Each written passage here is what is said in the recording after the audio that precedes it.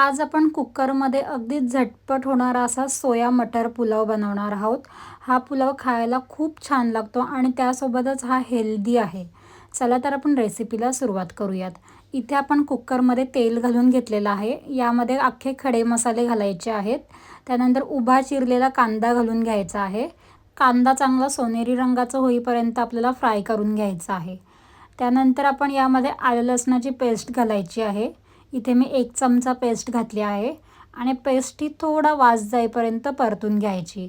मग आपण यामध्ये 1 टोमॅटो बारीक चिरून घालायचा आहे आणि अर्धा कप वाटाणे घेतलेले आहेत ते घालूयात. आता आपण यामध्ये सर्व सुखे मसाले घालून घ्यायचे आहेत. इथे मी पाव चमचा हळद घातली आहे, 1 चमचा लाल तिखट, 1 चमचा धणे पावडर आणि अर्धा चमचा जिरे पावडर. आता मसाले आपण छान एकजीव करून घ्यायचे आहेत. आता आपण यामध्ये सोयाबीन घालून घेऊयात. इथे मी सोयाबीन गरम पाणीमध्ये 1 तास भिजत ठेवलेली, त्यानंतर त्याचं संपूर्ण पाणी पिळून घेतलेलं आहे आणि मोठी सोयाबीन घेतलेली, त्यामुळे एका सोयाबीनचे मी 2 तुकडे केलेले आहेत. सोयाबीन 2 ते 3 मिनिटे चांगले परतून घ्यायचे आहेत. त्यानंतर आपण यामध्ये 1.5 कप धुतलेला बासमती तांदूळ घालूयात. सर्व एकजीव करून घेऊयात. तांदूळ सर्व साहित्यामध्ये छान एकजीव झाला पाहिजे. आता आपण यामध्ये चवीनुसार मीठ घालून घ्यायचं आहे आणि 1 चमचा बिर्याणी मसाला घालायचा आहे. बिर्याणी मसाला आपल्याकडे नसेल तर आपण गरम मसाला पावडर घातली तरीही चालेल.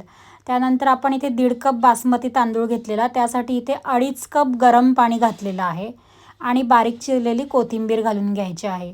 सर्व छान एकजीव करून कुकरचं झाकण लावून घ्यायचं आहे आणि 1 ते 2 शिट्ट्या काढायच्या आहेत.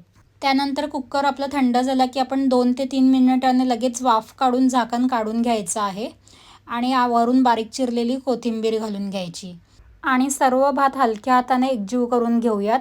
भाताचा जो दाणा आहे तो तुटायला नको. आपला मस्त गरमागरम सोया मटर पुलाव खाण्यासाठी तयार झालेला आहे. यासोबत आपण रायता, पापड, लोणचं सर्व्ह करू शकतो. तुम्ही आपली रेसिपी नक्की ट्राय करून बघा आणि तुम्हाला